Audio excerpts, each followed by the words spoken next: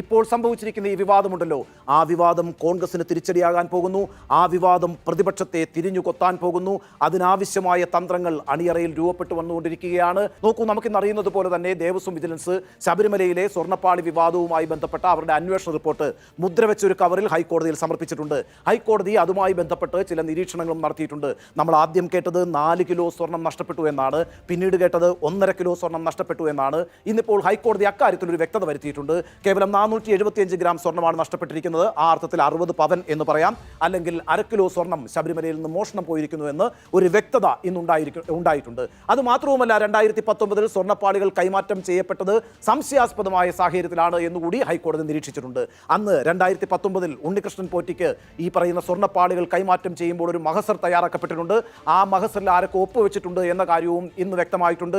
അതിൽ ശബരിമലയിലെ തന്ത്രി ഒപ്പുവെച്ചിട്ടുണ്ട്, അതുപോലെ തന്നെ മേൽശാന്തി ഒപ്പുവെച്ചിട്ടുണ്ട്, ഉദ്യോഗസ്ഥർ ഒപ്പുവെച്ചിട്ടുണ്ട്. ആ ഉദ്യോഗസ്ഥരിൽ ചില പേരുകളും നമുക്കിപ്പോൾ അറിയാം. മുരാരി ബാബു, രാജീവ്, സുൽകുമാർ തുടങ്ങിയിട്ടുള്ള ഉദ്യോഗസ്ഥരാണ് അതിൽ ഒപ്പുവെച്ചിരിക്കുന്നത്. ഈ കഴിഞ്ഞ ദിവസം ശബരിമല തന്ത്രി ഇക്കാര്യത്തിൽ ഒരു വ്യക്തത വരുത്തിയിട്ടുണ്ട്. അദ്ദേഹം ഇന്നലെ മാധ്യമങ്ങളെ കണ്ടപ്പോൾ പറഞ്ഞത്, ഈ പറയുന്ന സ്വർണ്ണപ്പാളികളുടെ ഒളിമങ്ങി എന്ന് ഉദ്യോഗസ്ഥർ അദ്ദേഹത്തോട് പറഞ്ഞു. അത് പൂശണം എന്ന് പറഞ്ഞു, സ്വർണം പൂശാൻ അനുമതി വേണം എന്ന് പറഞ്ഞു. അതിന്റെ അടിസ്ഥാനത്തിൽ ആ സ്വർണം പൂശുന്നതിന് താൻ അനുമതി നൽകിയിട്ടുണ്ട് എന്നാണ് തന്ത്രി പറഞ്ഞിരിക്കുന്നത്.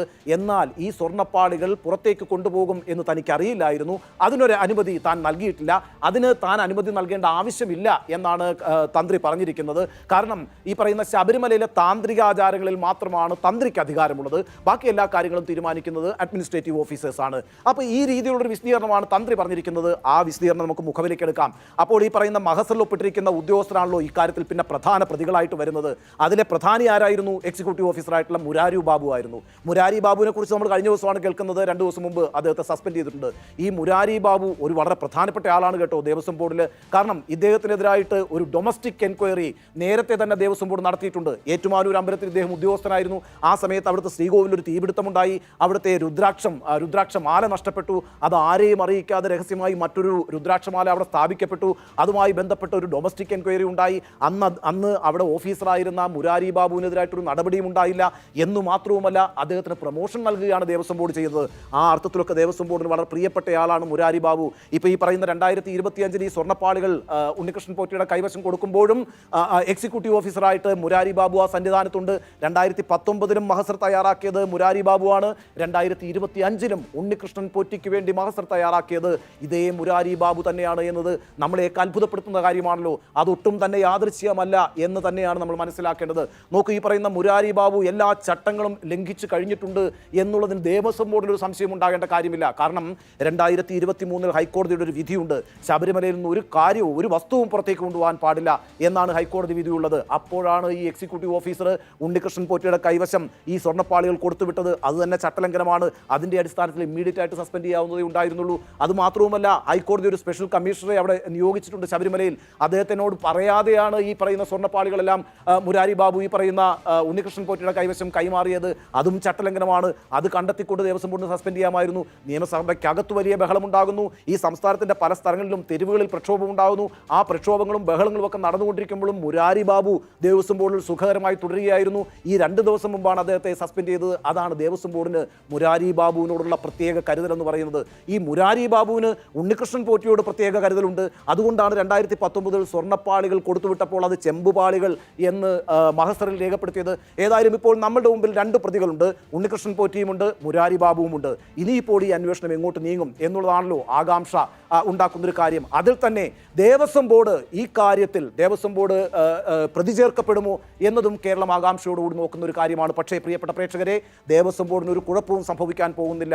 അത്തരത്തിലൊരു റിപ്പോർട്ടാണ് ഇന്ന് ദേവസ്വം വിജിലൻസ് ഹൈക്കോടതിയിൽ സമർപ്പിച്ചിരിക്കുന്നത്. എന്താണ് വിജിലൻസ് കണ്ടെത്തിയിരിക്കുന്നത്? നോക്കൂ, ഈ പറയുന്ന സ്വർണ്ണപ്പാളികൾ പുറത്തേക്ക് കൊണ്ടുപോകണമെങ്കിൽ ദേവസ്വം ബോർഡ് യോഗം ചേർന്ന് ഒരു ഉത്തരവിറക്കേണ്ടതുണ്ട്. അത്തരത്തിൽ ഒരു തീരുമാനം ദേവസ്വം ബോർഡ് എടുത്തിട്ടില്ല എന്നാണ് ദേവസ്വം വിജിലൻസിന്റെ കണ്ടെത്തൽ. 2019 എല്ലാ മിനിറ്റ്സും ദേവസ്വം ബോർഡിന്റെ യോഗം നടത്തിയിട്ടുള്ള എല്ലാ മിനിറ്റ്സും പരിശോധിച്ചു വിജിലൻസ്. ആ വിജിലൻസിന്റെ റിപ്പോർട്ടിൽ പറയുന്നത് 1 മിനിറ്റ്സിൽ പോലും ഈ പറയുന്ന സ്വർണ്ണപ്പാളികൾ പുറത്തേക്ക് കൊണ്ടുപോകാനായിട്ട് ദേവസ്വം ബോർഡ് ഒരു തീരുമാനമെടുത്തിട്ടില്ല, അങ്ങനെ ഒരു അനുമതിയും കൊടുത്തിട്ടില്ല എന്നാണ്. ഇന്നിപ്പോൾ അന്നത്തെ പ്രസിഡന്റായിരുന്ന പത്മകുമാറും ആ കാര്യം സ്ഥിരീകരിച്ചിട്ടുണ്ട്. അദ്ദേഹം എന്താ പറഞ്ഞത്? പറഞ്ഞിരിക്കുന്നത്, ഞാനൊരു ഉത്തരവിറക്കിയിട്ടുണ്ട്. ആ ഉത്തരവെന്ന് പറയുന്നത് ഈ പറയുന്ന സ്വർണ്ണപ്പാളികളിൽ സ്വർണം പൂശണമെന്ന് തന്നെയാണ്. അത് ബാംഗ്ലൂരിലെ വ്യവസായിയായ ഉണ്ണികൃഷ്ണൻ പോറ്റിക്ക് നൽകാം. പക്ഷേ അത് ഉത്തരവാദിത്തപ്പെട്ട ഉദ്യോഗസ്ഥരുടെ മേൽനോട്ടത്തിലായിരിക്കണം സംഭവിക്കേണ്ടത് എന്നുകൂടി ആ ഉത്തരവിൽ താൻ എഴുതിയിട്ടുണ്ട്. ആ വാക്കുകൾ പോലും ഞാൻ ഇപ്പോഴും ഓർക്കുന്നുണ്ട് എന്നാണ് പത്മകുമാർ പറയുന്നത്. അത് പുറത്തേക്ക് കൊണ്ടുപോകാൻ പത്മകുമാർ ഉത്തരവിട്ടിട്ടില്ല. അപ്പോൾ പിന്നെ ആ കുഴപ്പം സംഭവിച്ചിരിക്കുന്നത് എവിടെയാണ്? അത് ഉദ്യോഗസ്ഥരുടെ തലത്തിലാണ്. സെക്രട്ടറിയാണ് ഈ ഉത്തരവിറക്കിയിരിക്കുന്നത്. അതിന് തൊട്ടു പിന്നാലെ തിരുവാഭരണം കമ്മീഷണറുടെ പ്രൊസീഡിങ്സും ഉണ്ട്. ആ രണ്ട് ഉത്തരവുകളിലും പറയുന്നത് ഇത് പുറത്തേക്ക് കൊണ്ടുപോകാമെന്നാണ്. അങ്ങനെയാണെങ്കിൽ ബോർഡ് എടുക്കാത്തൊരു തീരുമാനം ഒരു ഉത്തരവിലൂടെ നടപ്പാക്കാൻ ശ്രമിച്ചത് ഉദ്യോഗസ്ഥരാണ്. അത്തരത്തിൽ ഉദ്യോഗസ്ഥരെടുത്തൊരു തീരുമാനം ബോർഡിന്റെ ഉത്തരവാക്കി മാറ്റുകയാണ് ചെയ്തിരിക്കുന്നത്. അങ്ങനെ ഒരു കണ്ടെത്തലാണ് ഇപ്പോൾ ദേവസ്വം വിജിലൻസ് നടത്തിയിരിക്കുന്നത്. നോക്കൂ, ബോർഡ് ഇങ്ങനെ ഒരു തീരുമാനം എടുത്തിട്ടില്ല എങ്കിൽ പിന്നെ അക്കാര്യത്തിൽ ബോർഡിനെ എങ്ങനെ കുറ്റപ്പെടുത്താനാകും? ബോർഡിനെ എങ്ങനെ പ്രതിയാക്കാനാകും? ഒരു കാരണവശാലും അത് സാധ്യമല്ല. ആ അർത്ഥത്തിൽ ദേവസ്വം വിജിലൻസിന്റെ ഈ റിപ്പോർട്ട് ശരിയാണ് എങ്കിൽ ദേവസ്വം ബോർഡ് ഇക്കാര്യത്തിൽ ഒരു വീഴ്ച വരുത്തിയിട്ടില്ല എന്ന് തന്നെയാകും 6 ആഴ്ചയ്ക്ക് ശേഷം പുറത്തു വരാനിരിക്കുന്ന റിപ്പോർട്ട്. ദേവസ്വം ബോർഡ് ഒരു വീഴ്ച വരുത്തിയിട്ടില്ലെങ്കിൽ പിന്നെ എങ്ങനെയാണ് നിങ്ങൾക്ക് സംസ്ഥാന സർക്കാരിനെ കുറ്റപ്പെടുത്താൻ കഴിയുക? അല്ലെങ്കിൽ തന്നെ നിങ്ങൾക്ക് സംസ്ഥാന സർക്കാരിനെ ഈ വിഷയത്തിൽ കുറ്റപ്പെടുത്താൻ കഴിയില്ല. കാരണം എന്താ പറയുക, തിരുവിതാംകൂർ ദേവസ്വം ബോർഡിലും കൊച്ചി ദേവസ്വം ബോർഡിലും സംസ്ഥാന സർക്കാരിന് യാതൊരു അധികാരങ്ങളുമില്ല എന്നുള്ളതാണ്. അപ്പോൾ നിങ്ങൾ ചോദിക്കും, എന്തിനാണ് പിന്നെ ഈ ദേവസ്വം വകുപ്പ്, എന്തിനാണ് പിന്നെ ഈ ദേവസ്വം മന്ത്രി? നോക്കൂ പ്രിയപ്പെട്ടവരെ, തിരുവിതാംകൂർ ദേവസ്വം ബോർഡ് നിലവിൽ വരുന്നത് 1950-ലാണ്. അത് തിരുവിതാംകൂർ രാജവംശവും കേന്ദ്ര സർക്കാരും തമ്മിലുണ്ടാക്കിയ ഒരു ഉടമ്പടി പ്രകാരമാണ്. 1956-ലാണ് കേരളം ഉണ്ടാകുന്നത്. അതിനും 6 വർഷങ്ങൾക്ക് മുമ്പ് 1950-ൽ തിരുവിതാംകൂർ ദേവസ്വം ബോർഡ് രൂപീകരിക്കപ്പെട്ടിട്ടുണ്ട്. ആ ദേവസ്വം ബോർഡിലെ ഈ പറയുന്ന മെമ്പർമാരെ, നോമിനികളെയൊക്കെ തീരുമാനിച്ചിരുന്നത് തിരുവിതാംകൂർ രാജവംശമാണ്. പ്രിവി പേഴ്സ് നിർത്തലാക്കിയതിന് ശേഷമാണ് അധികാരം സംസ്ഥാന സർക്കാരിന് ലഭിക്കുന്നത്. അപ്പോഴും സംസ്ഥാന സർക്കാരിൻ്റെ അധികാരം എന്ന് പറയുന്നത് പ്രസിഡന്റിനെയും അതുപോലെ തന്നെ 2 അംഗങ്ങളെയും എന്നുള്ളത് മാത്രമാണ്. ദേവസ്വം ബോർഡിൻ്റെ മറ്റൊരു കാര്യത്തിലും സർക്കാരിന് ഇടപെടാൻ കഴിയില്ല. നിയമനാധികാരം പോലും സംസ്ഥാന സർക്കാരിനില്ല. അപ്പോൾ സംസ്ഥാന സർക്കാരിന് അല്ലെങ്കിൽ തന്നെ ഈ വിഷയത്തിൽ കൈകഴുകാവുന്ന ഒട്ടേറെ പഴുതുകളുണ്ട്. അപ്പോഴാണ് നോക്കൂ ദേവസ്വം വിജിലൻസിൻ്റെ കണ്ടെത്തൽ എന്ന് പറയുന്നത്. ദേവസ്വം ബോർഡ് ഇത്തരത്തിലൊരു തീരുമാനം എടുത്തിട്ടില്ല. അതുകൊണ്ട് ദേവസ്വം ബോർഡിന് ഇക്കാര്യത്തിൽ ഉത്തരവാദിത്വമില്ല. ദേവസ്വം ബോർഡിന് ഇക്കാര്യത്തിൽ ഉത്തരവാദിത്വമില്ലെങ്കിൽ സംസ്ഥാന സർക്കാരിന് ഒട്ടും ഉത്തരവാദിത്വമില്ല. അങ്ങനെ വരുമ്പോൾ 6 ആഴ്ചയ്ക്ക് ശേഷം വരാനിരിക്കുന്ന അന്വേഷണ റിപ്പോർട്ട് എന്താണെന്ന് ഇപ്പോൾ തന്നെ നമുക്ക് പറയാൻ കഴിയും. അത് ഉദ്യോഗസ്ഥന്മാരാണ് ഈ വീഴ്ച വരുത്തിയിരിക്കുന്നത്, ഉദ്യോഗസ്ഥ തലത്തിലാണ് ഈ ഗൂഢാലോചന നടന്നിരിക്കുന്നത് എന്നായിരിക്കും കണ്ടെത്തൽ. അതിൻ്റെ പേരിൽ 4 or 5 ഉദ്യോഗസ്ഥർക്കെതിരായിട്ട് ശിക്ഷാ നടപടികളും പ്രഖ്യാപിക്കും. പക്ഷേ അവിടെയൊന്നും ഈ വിവാദം അവസാനിക്കില്ല. അതുകൊണ്ടാണ് ഞാൻ പറഞ്ഞത്, നോക്കൂ, ഈ പ്രശ്നം കോൺഗ്രസിന് തിരിച്ചടിയാകാൻ പോവുകയാണ്, പ്രതിപക്ഷത്തിന് തിരിച്ചടിയാകാൻ പോവുകയാണ്. അതിൻ്റെ സൂചനകൾ ഇന്ന് മുഖ്യമന്ത്രി പിണറായി വിജയൻ ഡൽഹിയിൽ നടത്തിയ വാർത്താ സമ്മേളനത്തിൽ നൽകിക്കഴിഞ്ഞിരിക്കുന്നു. അദ്ദേഹം എന്താണ് പറഞ്ഞത്? കോടതിയും സംസ്ഥാന സർക്കാരും ഒരു പക്ഷത്താണ് നിലയുറപ്പിച്ചിരിക്കുന്നത്. ഇവിടെ കുറ്റക്കാരെ കണ്ടെത്തുക എന്നുള്ളതാണ് രണ്ടുപേരുടെയും ലക്ഷ്യം. ആരെയും ഇതിൽ നിന്ന് രക്ഷപ്പെടാൻ അനുവദിക്കുന്നില്ല എന്ന് പിണറായി വിജയൻ പറയുന്നു. അതോടൊപ്പം അദ്ദേഹം ഒരു കാര്യം കൂടി പറഞ്ഞു, ഈ വിവാദം നമ്മുടെയൊക്കെ ശ്രദ്ധയിൽ വന്നതെന്നാണ്. അതിന് കൃത്യമായൊരു തീയതി ഉണ്ടല്ലോ. ആ തീയതി എന്ന് പറയുന്നത് സെപ്റ്റംബർ 17-ാം തീയതിയാണ്. എന്താണ് സെപ്റ്റംബർ 17-ാം തീയതി ഒരു പ്രത്യേകത? സെപ്റ്റംബർ 17-ാം തീയതിയാണ് ഉണ്ണികൃഷ്ണൻ പോറ്റി മാധ്യമങ്ങളെ കണ്ടിട്ട് ശബരിമലയിൽ ഒരു പീഠം നഷ്ടമായിട്ടുണ്ട് എന്ന് പറയുന്നത്. സെപ്റ്റംബർ 17-ാം തീയതി കഴിഞ്ഞ് 3 ദിവസം കൂടി കഴിയുമ്പോൾ പമ്പയിൽ അയ്യപ്പ സംഗമം നടക്കാനിരിക്കുകയാണ്. ആ അയ്യപ്പ സംഗമം നടക്കാനിരിക്കുന്നതിന് 3 ദിവസം മുമ്പാണ് ഉണ്ണികൃഷ്ണൻ പോറ്റി ഒരു വിവാദ പ്രസ്താവന മാധ്യമങ്ങളിലൂടെ പറയുന്നത് ശബരിമലയിൽ പീഠം കാണാനില്ല എന്ന്. അന്ന് ഒരു അന്വേഷണം നടന്നല്ലോ. ആ അന്വേഷണം എവിടെയാണ് അവസാനിച്ചത്? ഉണ്ണികൃഷ്ണൻ പോറ്റിയുടെ ബന്ധുവിൻ്റെ വീട്ടിൽ നിന്നാണ് ആ പീഠം കണ്ടെത്തുന്നത്. അപ്പോൾ പിന്നെ ഈ വിവാദം ഉണ്ടാക്കിയതിൻ്റെ ലക്ഷ്യം എന്തായിരുന്നു? അത് പിണറായി വിജയൻ തന്നെ വിശദീകരിച്ചു. നോക്കൂ, അയ്യപ്പ സംഗമത്തെ അട്ടിമറിക്കാൻ ഒരു ഗൂഢാലോചന നടന്നിരിക്കുന്നു. ഈ അയ്യപ്പ സംഗമം എന്തിനാണ് നടത്തിയത്?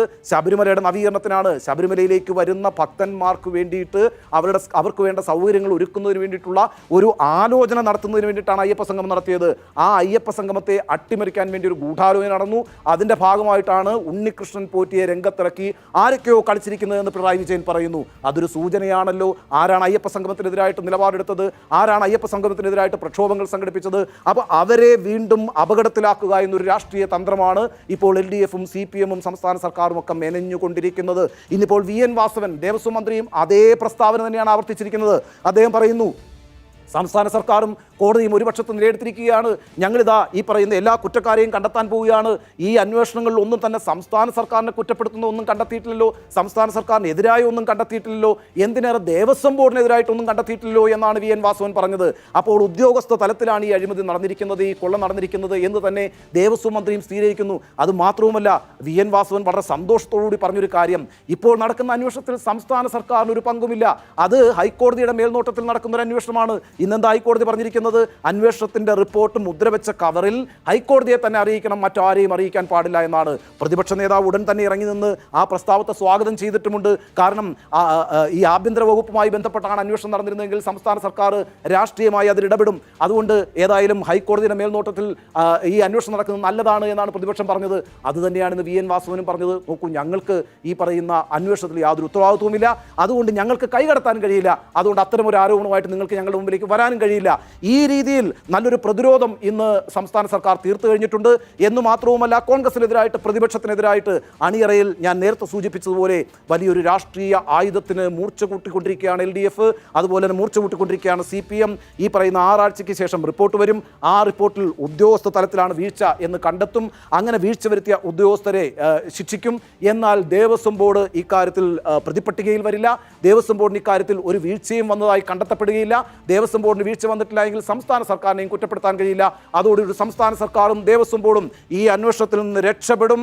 അങ്ങനെ സംഭവിച്ചു കഴിഞ്ഞാൽ 6 ആഴ്ചയ്ക്ക് ശേഷം അയ്യപ്പ സംഗമത്തെ അട്ടിമറിക്കാൻ വേണ്ടി സംസ്ഥാന സർക്കാരിനെയും തിരുവിതാംകൂർ ദേവസ്വം ബോർഡിനെയും അപകീർത്തിപ്പെടുത്താനുള്ള ശ്രമം പ്രതിപക്ഷം നടത്തി, കോൺഗ്രസ് നടത്തി എന്നൊരു രാഷ്ട്രീയ ആരോപണവുമായി CPM രംഗപ്രവേശം ചെയ്യും. 2020 സമാനമായൊരു സംഭവം ഉണ്ടായിട്ടുണ്ടല്ലോ. ഒരു വലിയ സ്വർണ്ണക്കടത്ത് വിവാദം ഈ കേരളത്തെ ഞെട്ടിച്ചതാണല്ലോ. അന്ന് മുഖ്യമന്ത്രി പിണറായി വിജയന്റെ പ്രിൻസിപ്പൽ സെക്രട്ടറി ആയിരുന്ന ശിവശങ്കറിനെ അറസ്റ്റ് ചെയ്തല്ലോ പോലീസ്, ജയിൽവാസം അനുഭവിച്ചല്ലോ. പക്ഷേ അതൊന്നും കേരളം ചർച്ച ചെയ്തില്ലല്ലോ. കേരളം ചർച്ച ചെയ്തത് ഈ പറയുന്ന ബിരിയാണി ചെമ്പിലെ സ്വർണ്ണക്കടത്തും അതുപോലെ തന്നെ ഖുറാനിൽ ഈന്തപ്പഴം വെച്ച് സ്വർണ്ണം കടത്തിയതുമൊക്കെ ആയിരുന്നല്ലോ. അങ്ങനെ ആ സ്വർണ്ണക്കടത്ത് വിവാദം അപഹാസ്യമായി പോവുകയാണല്ലോ ചെയ്തത്.